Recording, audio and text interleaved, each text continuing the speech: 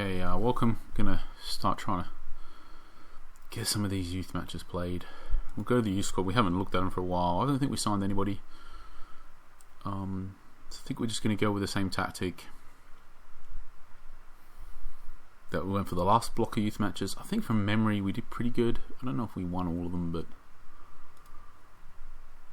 what did we do? Did we draw one? Something like that. Yeah, I think we won 7, drew 1.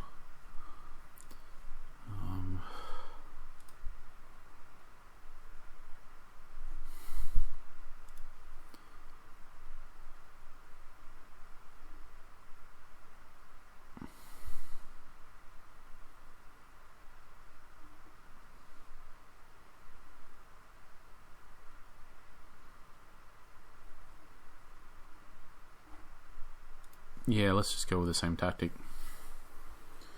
See if we can go 8 for 8.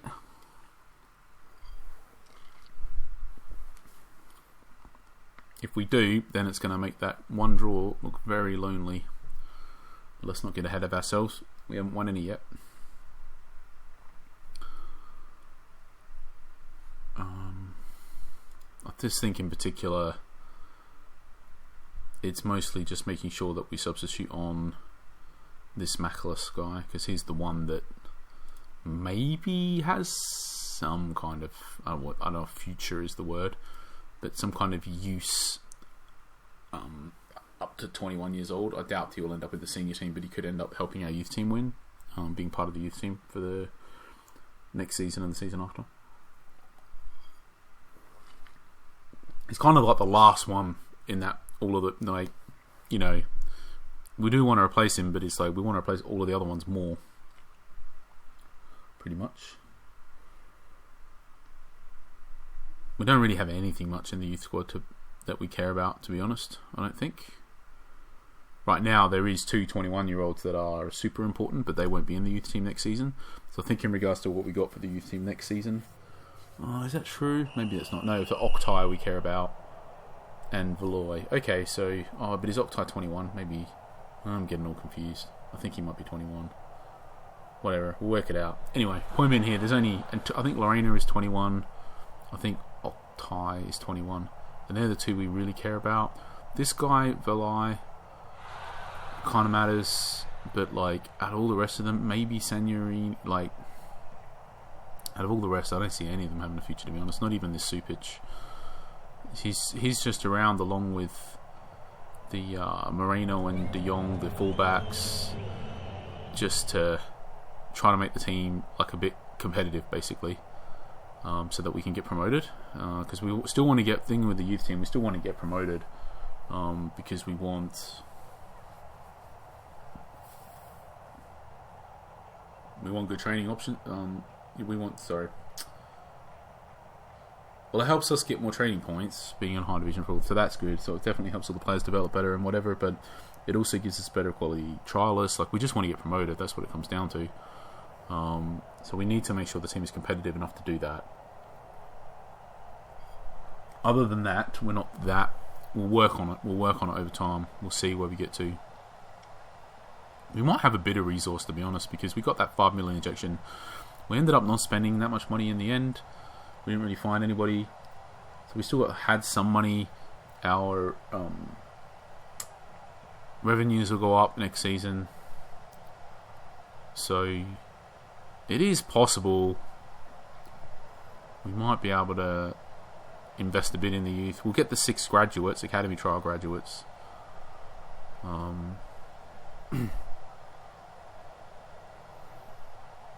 Which unfortunately doesn't have a lot of synergy with what we're doing, to be honest, because I think 3 of them are DCs and we only need 1, but we need a whole bunch of other stuff, of which we don't really have any. So it's not ideal, but, you know, we'll work with it, I suppose.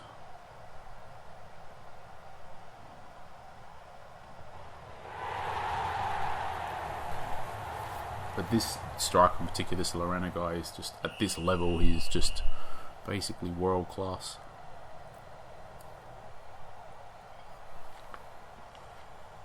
In this lower division youth league, he's crazy good.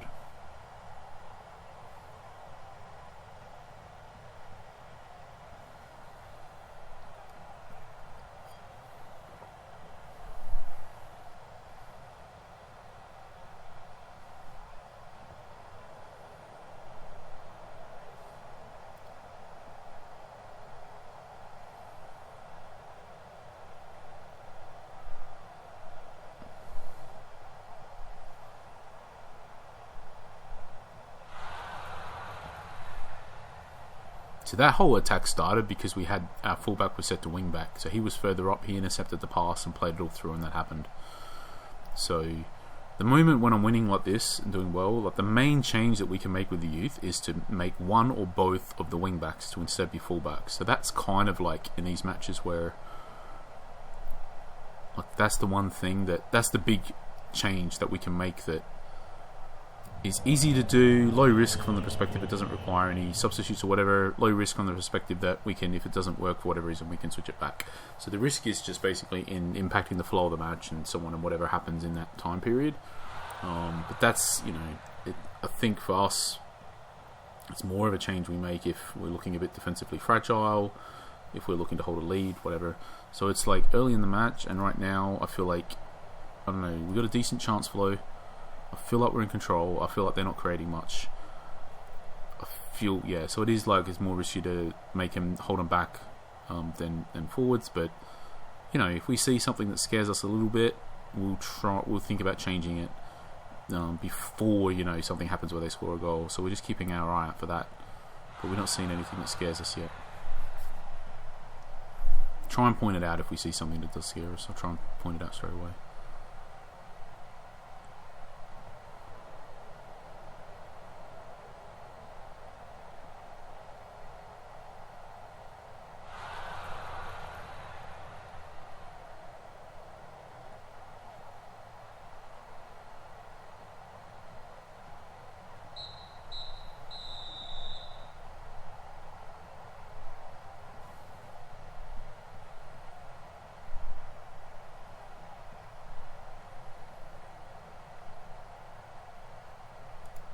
Let's continue.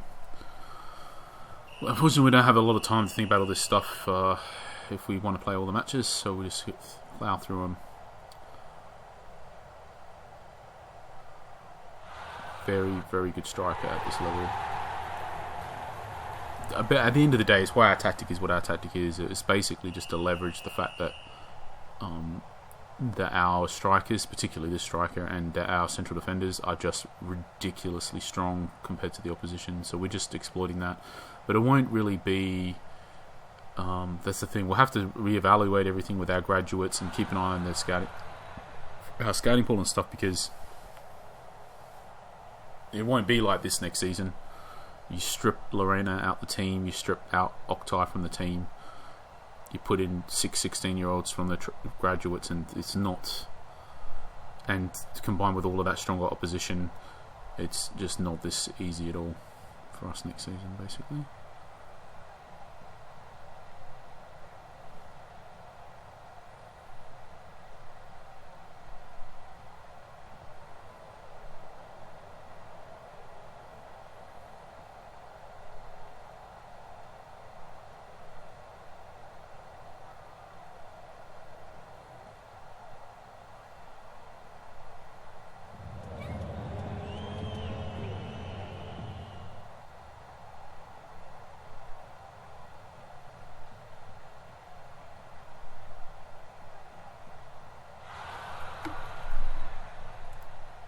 Okay, that was literally their first shot.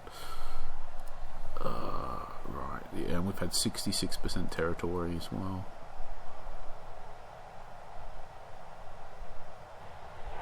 Yeah, he's just too good for this level. Too good. Just wins the match effectively all by himself.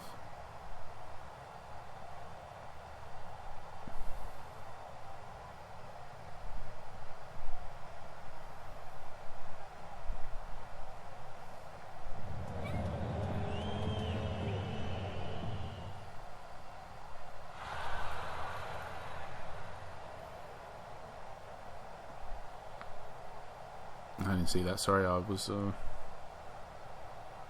just adjusting my chair and I missed their shot, so I don't know how. I think it was not, yeah, I'm not sure, I didn't see it. I think it was from far away. I don't think it was very dangerous though. I'm not going to react to that. I'm not going to make some knee-jerk tactical change based on something that I didn't see that wasn't particular. That one, however, was a decent chance. But yeah, again at this point, I don't know, I'm just not too bothered. I just feel like they're not scoring. 3 goals, pretty much. And we just want to think about bringing that one midfielder on. Other than that, we don't really care. The other thing we sort of do care about is bringing on the keeper, because he might end up... Oh no, we've got a graduate. The other graduate's just going to start, so we don't even care that much about this keeper, to be honest. Because this guy's 21, so he won't be able to play next season. But this guy's 20, but he's horrible. But we do have a graduate keeper, so it doesn't even matter that much. We know we won't be starting with him.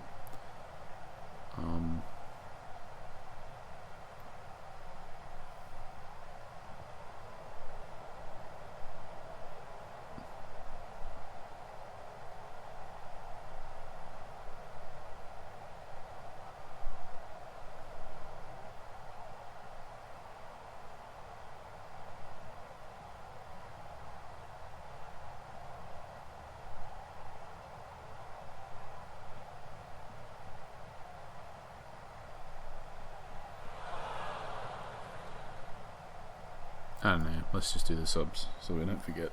Oh, so we don't miss them.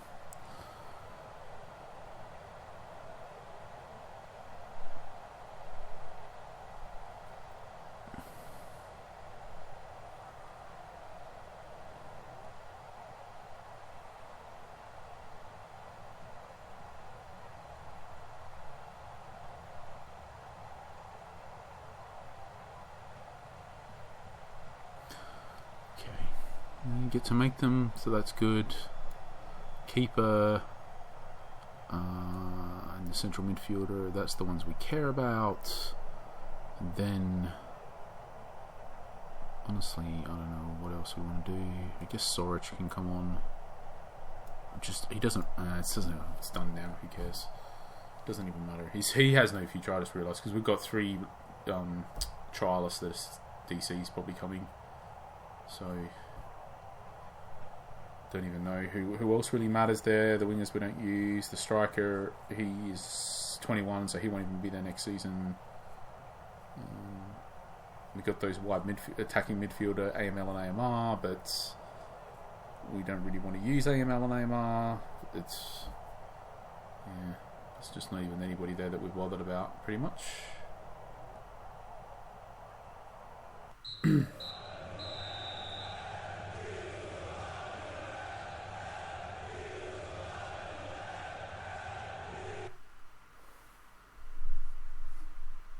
Alright, too easy. Next match.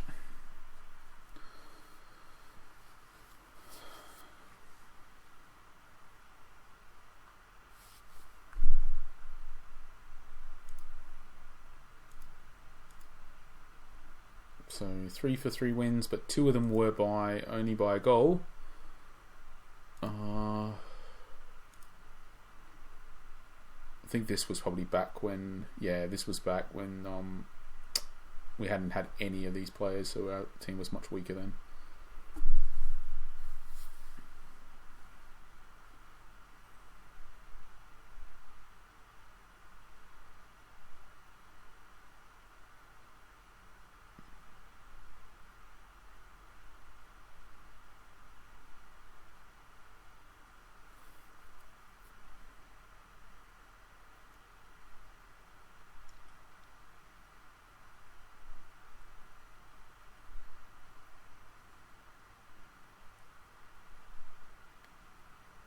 Pretty good tactic for getting the most out of our players, though, I've got to say.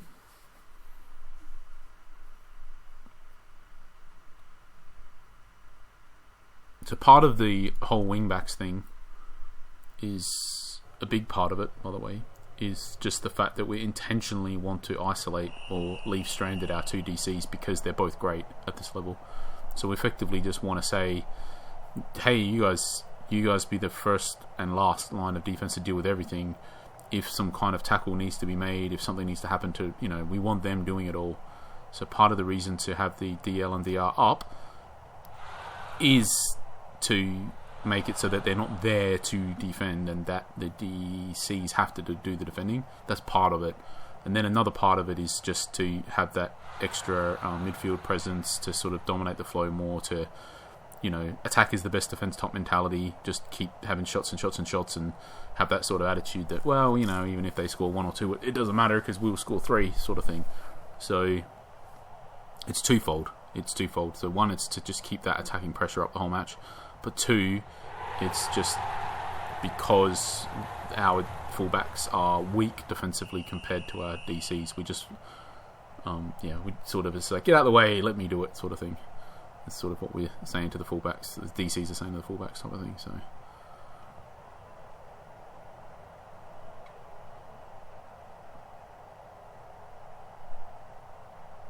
Oh, finally, our poacher might score. He does.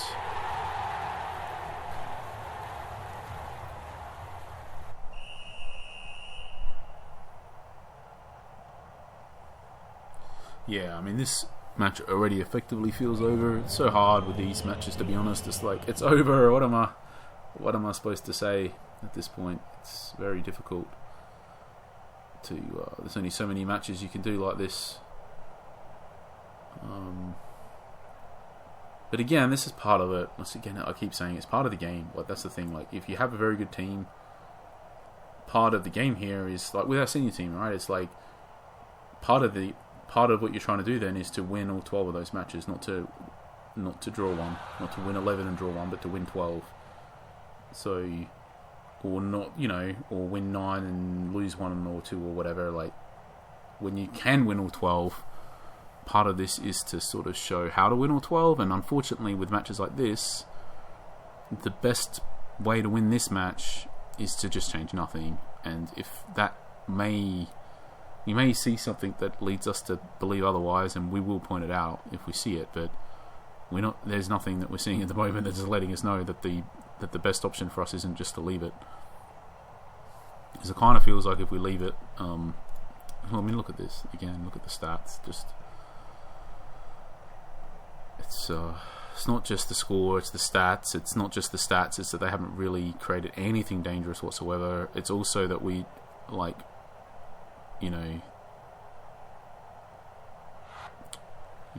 it could be more than 2. That it isn't just that we've created however many chances we've created and scored a couple goals, it's that there's just acres of space for us to exploit with all the attacking players that we have up there. It just feels like, again, just another good chance. So just... you could, for example, say something like, well, we're winning, so let's change the wing backs to be full backs. But then the problem is with that is, like, that's exactly the change that might lead us to lose out of all the ones that we realistically could make, because all of a sudden we may not be dominating the whole midfield, we may not be creating chance after chance after chance, we may not be just keeping them completely on the back foot anymore.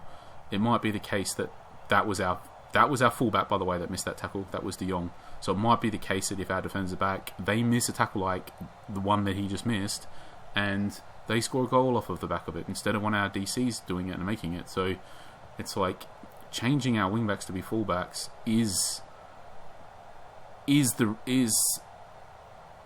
exactly the one change that we realistically might think we would make, and that may be a type of change that is typically, can often be made, this type of change, by, regularly.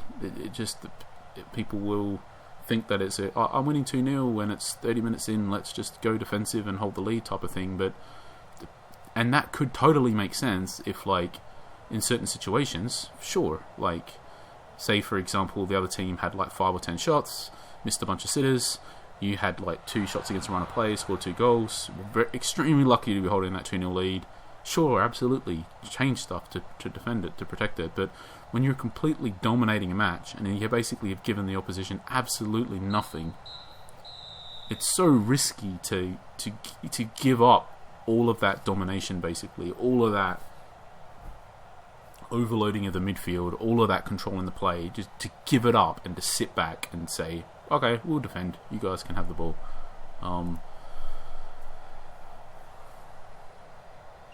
Can't stress it enough. That's all I can really say, because it's something that just happens pretty frequently in the game. So this is why I'm making a big deal of it. It is, I think it's just the type of and always has been, by the way, for a very long time. It's just a very common sort of attitude about, I'm winning, I need to defend the lead. Which, in a vacuum with no other factors, sure, fine. But the thing is, there is other factors. There's the actual game that's happening in front of you, and depending on what that game looks like, that match,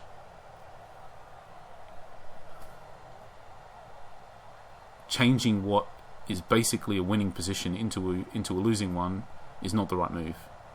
Or, you know, what is looking like a very strong position that'll probably lead to a victory, to a position that has basically has an unknown outcome, is not the right move. Stick with the known outcome. Don't go for the random outcome that you don't know what it's going to be. Stick with the near, like, at the moment I would say it's like, I don't know how high it is, but it's like way over 90% chance we're going to win from here. Way over. Is it 100? No, it's not 100, but it's way over 90. I don't know exactly what it is, but yeah, I think from here, like, I would say 99, 98%, something like that, we would win from here if we just change nothing. So,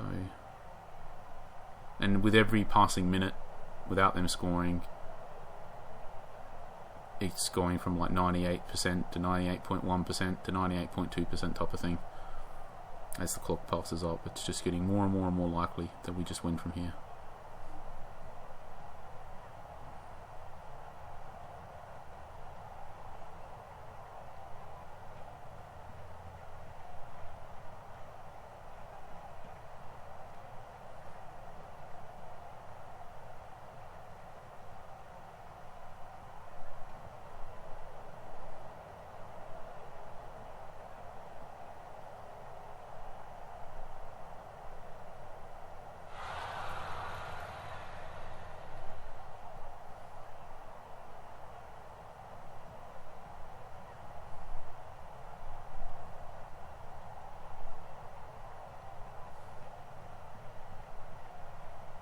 At this point, I'd say we're pretty close to 99% chance to win.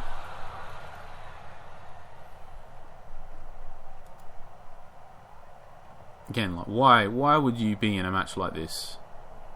You know, that's the thing. And we could have, for example, gone 2-0 up, where you went up pretty early, gone defensive, and you know, the stats could look completely different. This is what I'm saying. You really need to understand, like, that you aren't. I guess part of it is understanding. Are you lucky? Are you fortunate? Are you lucky or whatever? Are you lucky that you're winning, or, you know, or not? Like, how lucky are you, or something like that? Like, do you deserve to be winning, something like that? I'm not sure about. I don't like this terminology to deserve as such. It's not really the right way, the right lens of looking through anything.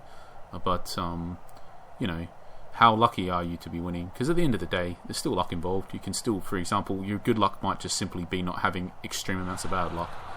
So, right, anyway, at this point it's like 99.5% chance or something. It's high enough that I'm going to be subbing off my starting keeper for my backup keeper. Let's put it that way. I'm that confident. We could. I think I won't do the DC sub because this guy is still much stronger. I don't know, like, what we do want to do the MC sub, I suppose.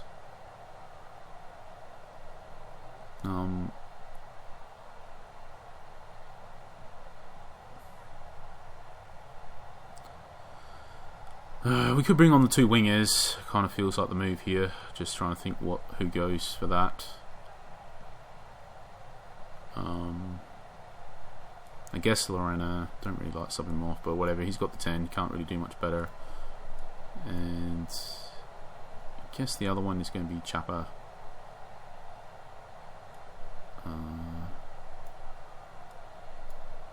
Let's just do that. Whatever. Don't really care too much. We gave up the DMC. That was a mistake, by the way. Basically, it's exactly how we lose, but again, it's not the. This is a horrible change if what you wanted to do was win, by the way. This is exactly how you do lose. Just to frame this, making this type of crazy change at the end, when you have this everything solid, just, you know, you're definitely going to win, and then you do this, and this is potentially how you lose. But the thing is we don't particularly care if we lose because it's a training league match, and we just want to get those training points to the players because that's more important than winning this match actually. So, but yeah, to be clear, terrible change. If we cared about winning, it's yeah. Anyway. Like almost the worst possible change, because you've subbed off your DMC, you've now got a DC that's like 69% condition, you brought on your really bad backup goalkeeper, like a whole bunch of reasons why that was just horrible, but still, like, even then, you know, obviously probably you're going to win, but I'm just saying like that doing what we did is exactly how to lose, or how to maybe not win in that particular case. I think it's very unlikely. Was there 5 minutes? It's probably not enough time for 3 goals, but no matter how unlucky we would have been. But, you know, 5 minutes is enough time to score 2 goals. Or to concede 2 goals, as the case may be. Right, we found the match. It needs to be a separate video, so we're going to break that up now.